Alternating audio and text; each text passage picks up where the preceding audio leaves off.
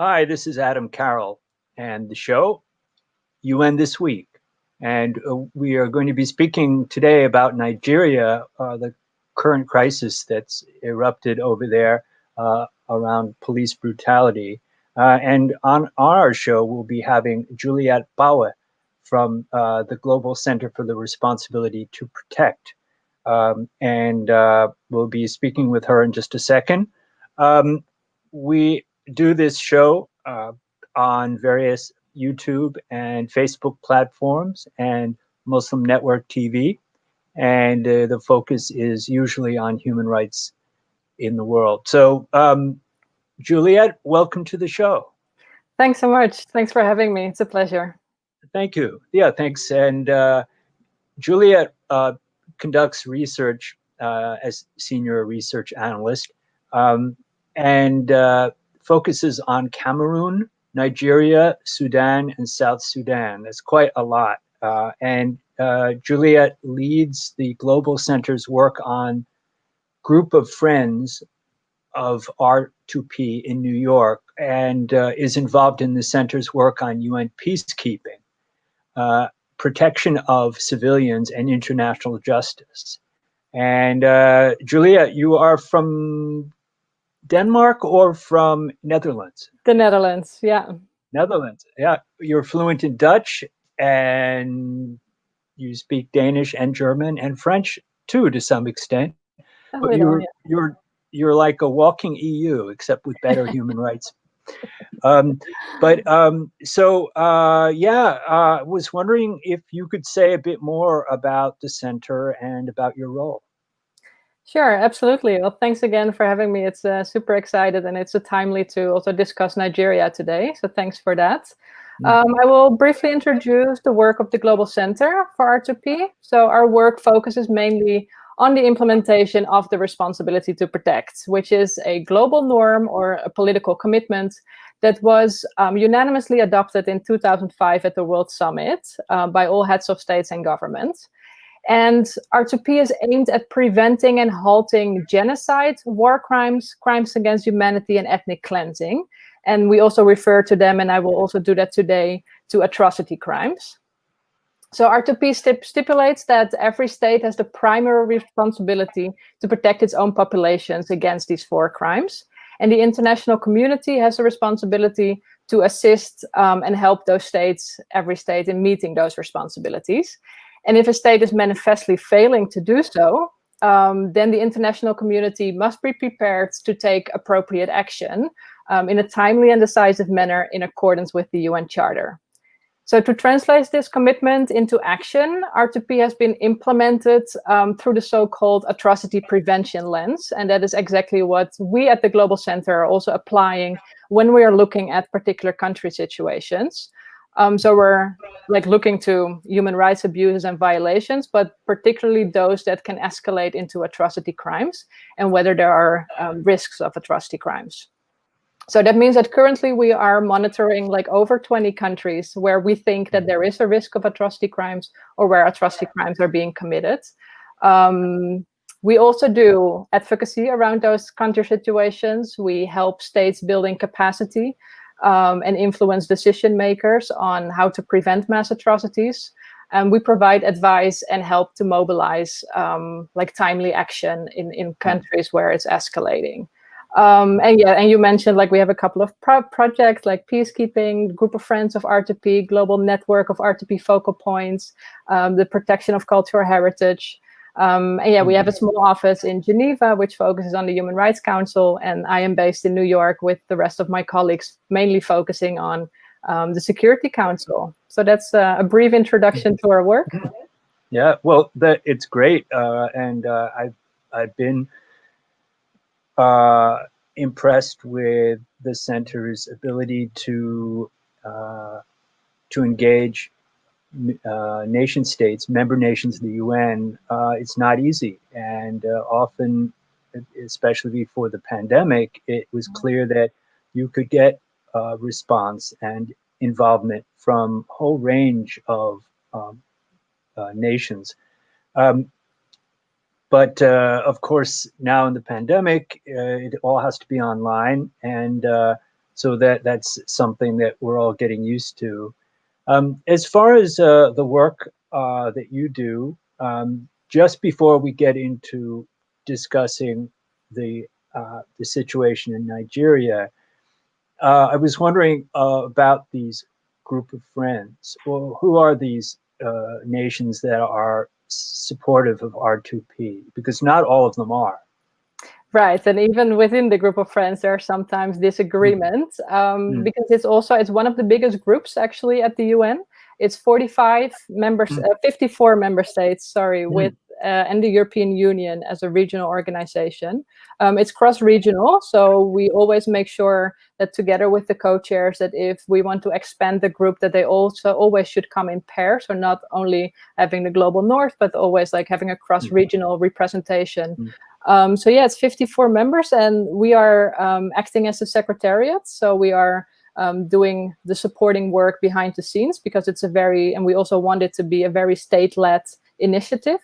We are meeting at ambassador level, we're meeting at expert level with UN officials, with Undersecretary Generals, Assistant Secretary Generals, to link their work to R2P, to make sure that the UN also knows that there is a big group of member states that actually care a lot about R2P and want to champion it and mainstream it into the UN system. And sometimes we are mobilizing it as a group. We're using it as a platform to, for example, deliver statements during open debates in the Security Council on linking women, peace and security, with linking POC, or peacekeeping to R2P, to make that connection between the agendas, and how important it is that supporting the one is also contributing to supporting the other. So that's basically what we use the group of friends for.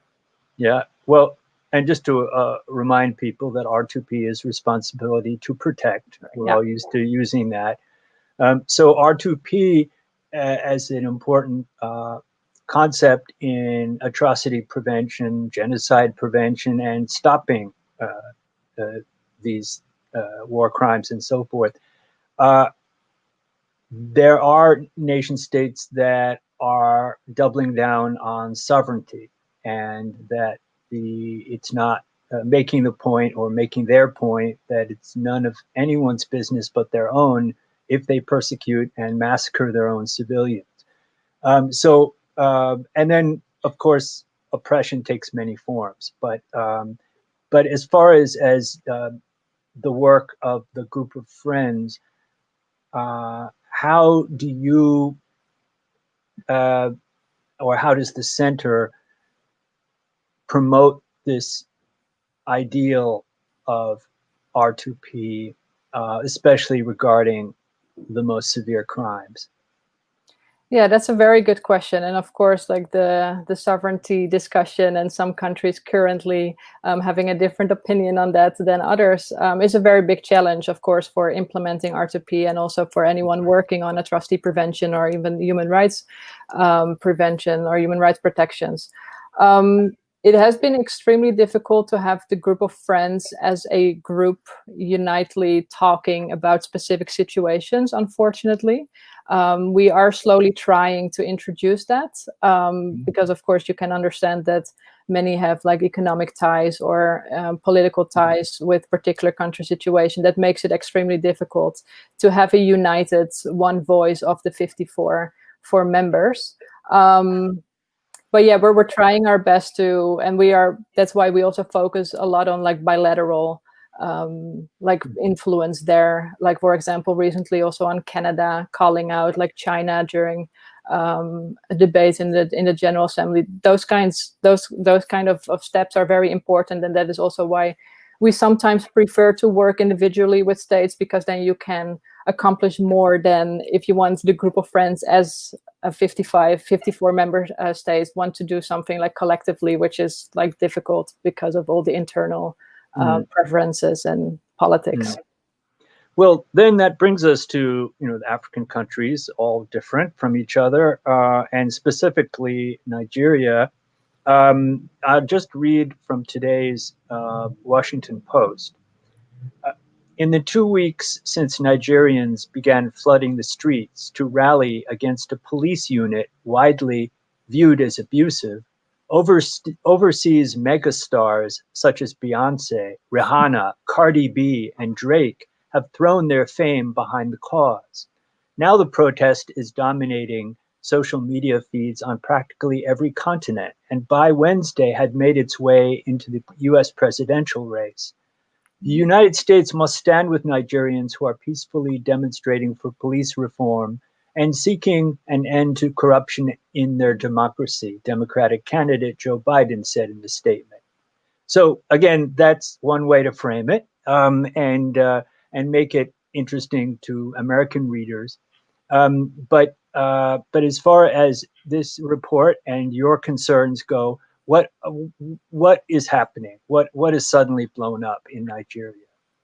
Yeah, it's interesting what you said, that suddenly there's so much outrage like internationally, and I'm always surprising to see the power of social media, because the current like events in Nigeria is very much inspired by young activists, meaning that it's also being used on social media with the hashtag #EndSARS like campaign. So this is also why it spreads to like other countries, and they've been really interesting how that flows. And also we saw that in Sudan as well, with the overthrow of President al-Bashir, is that social media and the strength of the youth is very important. So what is going on in Nigeria, it looks for many people as an isolated event, but it has like roots in, like it's going on for many years now, and it's like building up slowly, and it's now erupting.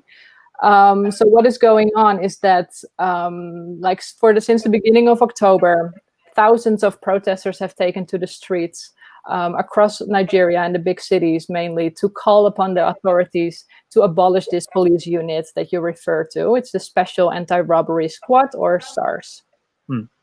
So originally this unit was established to tackle violent crime in Nigeria, was mainly particularly active in the beginning of the 1990s. And it has also been accused, unfortunately, of grave human rights violations, including extrajudicial killings, torture, arbitrary arrest, extortion. And this is not the first time, actually, that people are protesting against this police brutality and this specific unit. But this time it continues, and that is interesting to see, because President Buhari made a lot of promises, and people just simply don't believe anymore what he is saying. Like soon after the demonstrations erupted 2 weeks ago, he immediately announced that he would dissolve this particular unit, that he would make sure that the police would be reformed, all these promises, but people simply don't believe him anymore. Africa, like Nigeria is the biggest populous country in Africa. It has over 200 million people. The median age is 18, actually, so it's a very young country. 43% is between 0 and 14 years old. It's the largest oil supplier, and yet it also has the largest community of people living in extreme poverty. So there's also a lot of corruption, and there are currently like many security issues in Nigeria. So it's not only police brutality, it's also Boko Haram in the north, it's inter-communal violence, it's banditry, which all creates problems for civilians. People feel unsafe, there's huge insecurity, there's a huge poverty, huge levels of unemployment. And then you have President Buhari, who constantly promises things to make things better, and it's just not working. So this is now erupting all in the hashtag #EndSARS, in the police unit demonstrations, but it amplifies like so many more messages. So yeah, it all like erupted and escalated into this very serious event that happened in the Lekki district in Lagos, where there was the authorities in Lagos issued and imposed a curfew at noon in the afternoon, which would take into effect at 4 p.m.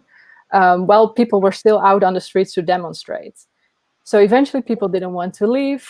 Allegedly, the security forces turned off the CCTV cameras in the neighborhoods. They turned off the lights. And while people were sitting on the grounds singing the anthem, security forces opened fire and live ammunition onto the crowds, killing several people, injured many more. So this is exactly how it all escalated. And yeah, it was on social media. Everything was live filmed. and that is how It it's. sounds, yeah, as you said, it sounds like the social media aspect. I mean, filming these police abuses and atrocities, it has been really a powerful part of this uh, as a thing, and as a kind of helping to create a social movement, or at least a social moment, where some reform may be possible. But it resonates with the George Floyd and other protests in the U.S. And yet, perhaps, how would you compare them? And do people want the same things, or really not? I think like every single situation, of course, has its own context, and it's like difficult to compare the two situations as similar. Of course, and the U.S. and Nigeria are unfortunately not the only ones where we see excessive use of force by the police, and where they are also similar is possibly the lack of like any accountability. Because that's also a problem in Nigeria. It's like the consistent impunity across all levels of security forces, also at the government, is why these things are happening again. And you see like across the globe, it's not only Nigeria, it's not only the US, but people are becoming dissatisfied with like politics, with COVID-19 measures. Conspiracy theories are building. Also in Nigeria, the police killed 18 people in April by just like enforcing COVID-19 measures. So yeah, this is something that is like comparable to all countries, but I think that the context of Nigeria is particularly different from the United States, is that Nigeria has so many more issues, like an armed conflict with Boko Haram, intercommunal violence, where the government and the authorities are just unable to protect its own populations against these atrocity crimes. And that's increasingly creating dissatisfaction with the people. We'll put on the comments a link to the Amnesty International report that came out in June, as well as your own reports. The concerns, as you say, are complex. There's a cycle of impunity and also violence and a lot of insecurity. So I guess people are not asking to defund the police so much as reform the police to keep it honest instead of becoming a corrupt gang. In looking at the country as a whole, pretty big country, about half Muslim, half Christian. Is that correct? Yeah. Yeah. Now, to what extent is this rooted in tribal or intercommunal tensions? Yeah, that is something that plays a big role in Nigeria as well, because you say like 50%-ish like Christian and Muslims, but there are also 250 different ethnic groups. So you can imagine how difficult that is, and that plays into politics, that plays into access to land, division of government positions, access to education. It all is across religious and ethnic lines. And the intercommunal violence mainly is between the herdsmen and the farmers, where herdsmen are like trying to have access to crops, and farmers are like unable to exploit their land because of intrusion of herders. So there's a lot of like violence there, where the herdsmen are particularly and predominantly Muslim, whereas the farmers are predominantly Christian. So even though it looks like an agricultural dispute over land, it's actually across religious lines, which exacerbates and the whole conflict. So yeah, and we see the intercommunal violence is particularly taking place at the Middle Belt region, where, because the Muslims are predominantly in the north and the Christians are predominantly in the south, and at the Middle Belt, it's where it all comes together. And like thousands of people have been killed. It has displaced hundreds of thousands of people. It sharpens the ethnic and religious divisions. The majority of the attacks as well are retaliatory in nature. They have an ethnic component. And it's also about like resource scarcity. And I think that is also an interesting like topic to touch upon because of climate change. Because the government response also appears to be like inadequate. They're trying to give like the herders more access to land, which is at the expense of the farmers. So there's a lot of creation of tension, and that the government is unable to really address that. And we see that it has like an adverse effect on the stability of the region, including like the water scarcity, the drought, the desertification, the land degradation, food insecurity, all exacerbates these kind of conflicts between different communities. So this is not just about police brutality. Well, that's the tip of an iceberg then, an important one though, because that's what you run into first, I guess.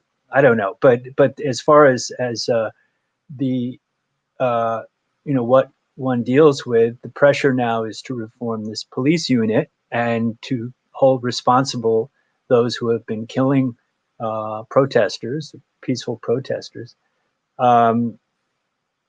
Looking back, though, on in recent history in Nigeria, we know that there have been tensions in some of the areas, like the Ogoni tribe, and there's been a destabilizing influence of international investors and industries like Royal Dutch Shell, and you're from that area, so I wonder if you're, what you have to say about that, and how that's affected Nigeria. Right. Yeah, it has a huge impact. Like, it doesn't fall like necessarily within the mandate of the Global Center, because that's more about like human rights abuses, not necessarily meeting the threshold of atrocity crimes, which is an interesting question though. Like, why is environmental damage is interesting to look at in itself. And of course, like, Shell has been like systematically polluting the area, damaging the environment, contaminated water and land, like hugely disadvantaging particular ethnic groups in there. And I think also big companies always have a responsibility to protect human rights in general. So it's not only governments, it's also businesses and companies. And what we also see is that the Dutch Shell also like benefited, and this all plays into the demonstrations as well, is from the weakness in the Nigeria's justice and regulatory systems, and they could like benefit from that and continue their work basically, while big ethnic groups, their livelihoods were impacted. They could not exploit the lands that they like lived on like for many decades, years. So yeah, this is like one of the part of the things that are worrying, of course, that the Nigerian government is not able to protect its populations and seeing other things as a priority. Because even though it's the largest oil producing country, yet the most people, it has the largest population in extreme poverty. There's huge corruption. So yeah, people are dissatisfied, and it's now all erupting. Yeah. Well, mentioning the failure to protect its own citizens and its own people, there's, of course, Boko Haram. And I think many people are somewhat aware of the movement, the international response to the abduction of all those young women a couple of years ago. What was the hashtag that got so famous? It was something like "Save Our Girls" or something. But I mean, I saw a lot of interest in that situation. What's an update about that? Were the women all restored to their homes? Did some of them join Boko Haram? What really happened there? Yeah, so those girls were abducted in 2014, and that is also just like with these protests today or this week, is that made the international media, right? There was huge outrage on that. Well, Boko Haram has been active for many years before that, and the Nigerian government has been unable to stop that, even though they tried hard. And also what they did in their response to Boko Haram was that they were unable or unwilling to differentiate between Boko Haram fighters and civilians. So there's a huge humanitarian crisis now in the northeast where Boko Haram is active, a huge displacement. And that all leads up to 2014 is when those girls were abducted, because the purpose of Boko Haram is, of course, that they want to abolish the secular system of the government and establish a Sharia law in the country. And they're particularly opposed to Western-style modern education. So they consistently attack education and schools, abducting students, and also those 276 girls from Chibok. And that made the headlines. That drew like a lot of attention to Nigeria, to the situation with Boko Haram, and also parents and other people that were following Nigeria complained about the government's like slow and inadequate response to the kidnappings of those girls. It even is like there's a rumor that the government got a 4-hour advance warning about this attack and was unable to respond or unwilling. They say that they didn't have the capacity to send any troops to the area. But that's of course unfortunate, and that is why people are increasingly dissatisfied as well. So what happened to those girls? It's still unclear how many are still in Boko Haram's custody. Like during the past couple of years, like since they were kidnapped in 2014, like some were able to escape. Some were freed by regional forces or Nigerian forces. But some are still into their like captivity, like used as sex slaves or used as like cleaners, and because they didn't think that those girls had a right to follow education, and especially not the Western education that Nigeria was teaching. Well, it's pretty horrific, and yet I feel like this sporadic attention from the international community isn't sustained enough to be helpful. I don't know if the international community is funding any useful programs to prevent not just radicalization as such, but to create educational opportunities to build the capacity to coexist, with all these 250 ethnicities. Does the UN or do international humanitarian agencies play a useful role, do you find? Yeah, there's a huge presence of different UN entities in Nigeria. Not only like the Food and Agriculture Organization or the ones like focused on development, and the UN Refugee Agency, UN Women, OHCHR is there actually to support and assist the resident coordinators, the UN country team on human rights monitoring, and various other things. The International Organization for Migration is there, and also UNICEF plays a big role also on the education part and the access to schools.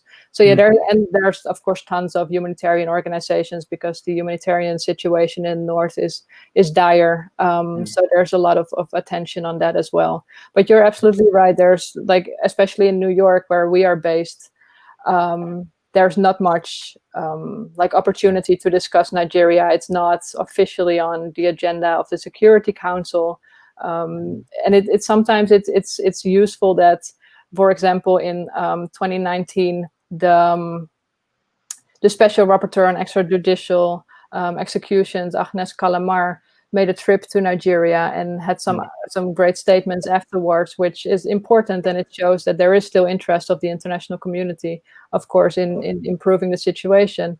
And since 2010, Nigeria is also under preliminary examination at the International Criminal Court on Boko Haram, but also Nigeria security forces' response to Boko Haram, and inter-communal violence as well. I actually didn't realize that it was at the court or being considered. When was that, and is that still the case? Yeah, it's since 2010, and it's still under preliminary examination until the prosecutor is making a decision that she wants to proceed with an investigation. Today, she issued a statement on also the current events, like how the security forces need to like restrain, and that she's keeping an eye on the situation. So I think that is very important as well, to put some pressure on the Nigerian government to that they know that the international community is watching. Good. Okay, we're going to take a moment to do one of our breaks. So for station identification, this is Adam Carroll working with Justice for All. The show is UN This Week, and we'll be right back.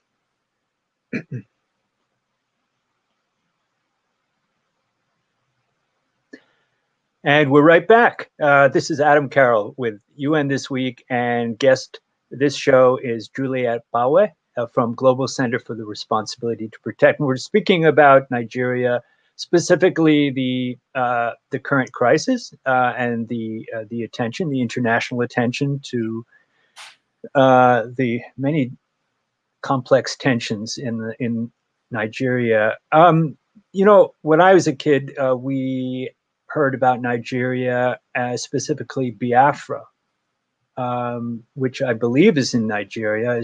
Am I correct? The starving children of Biafra, and we saw the distended bellies, and it was awful. But to be honest, I didn't understand a thing about what the root causes were of that suffering. But that was I don't know if that qualifies as a genocide or not. Frankly, it's not discussed much anymore. Do you have any sense of the legacy of that ordeal? No, honestly, I don't. No. Yeah. But I mean, that poverty and hunger is still the case in Nigeria as well. Mm-hmm. So yeah. Yeah, I don't know if it's somehow enforced hunger, as we saw with the Ukraine or even Ireland back in the mid-19th century, where hunger was used as a kind of weapon. But in any case, and I recall there was some sort of ethnic component. But so in short, there's a lot of issues, social, economic, and human rights issues. So as far as what we can do to get involved, are there donor conferences? Are there ways in which viewers might pressure U.S. government, other stakeholders to somehow put more attention on these issues?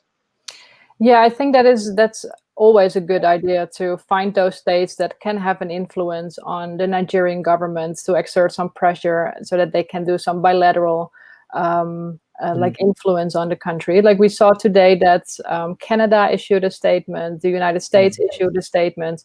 So these are important first steps to show President Buhari that it's serious. And what is interesting is about Nigeria is that international partners have consistently been like kind of reluctant and hesitant to push back against Nigerian authorities' assurances that the conflict response was under their control, because Nigeria is a powerful country. It's the biggest economy in the African continent. They play a big role in ECOWAS. They were one of the founding members of the African Union.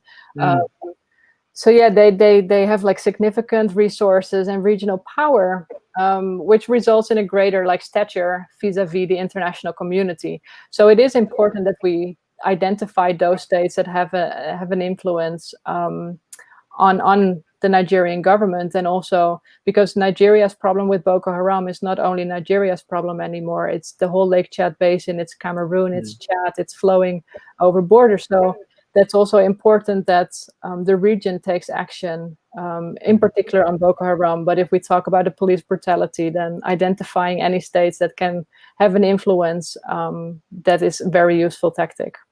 Well, you mentioned the African Union, the AU, and does Nigeria's power and stature intimidate other nation states from criticizing them? Is the African Union able to take a robust response to this current situation? I hope they will. If it further escalates, then absolutely, I hope that the African Union, because they have an important role to play in standing up for any conflicts and human rights situations on their continent. But yeah, as I said, like, because they are such an important regional player as well, and a player on the continent, remains to be seen how much people are, and how much countries are willing, and international communities are willing to push back. So yeah, it's unclear how that will evolve over time. Mm.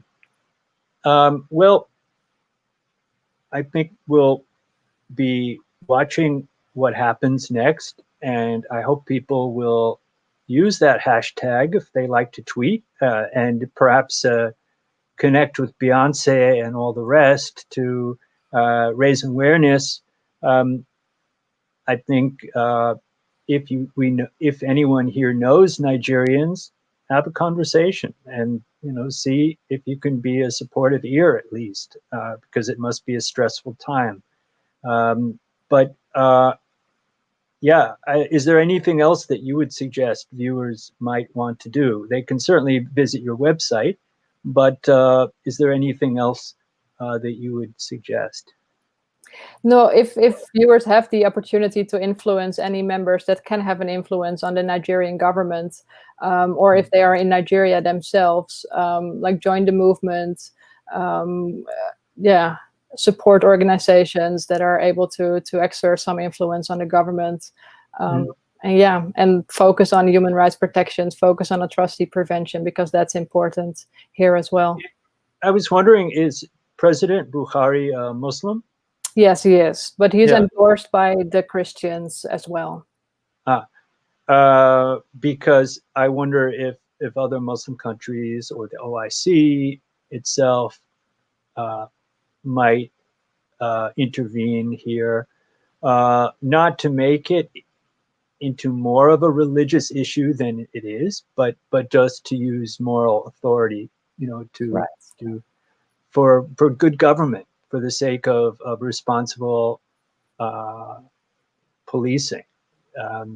I don't know if there are international programs that work with the Nigerian police itself.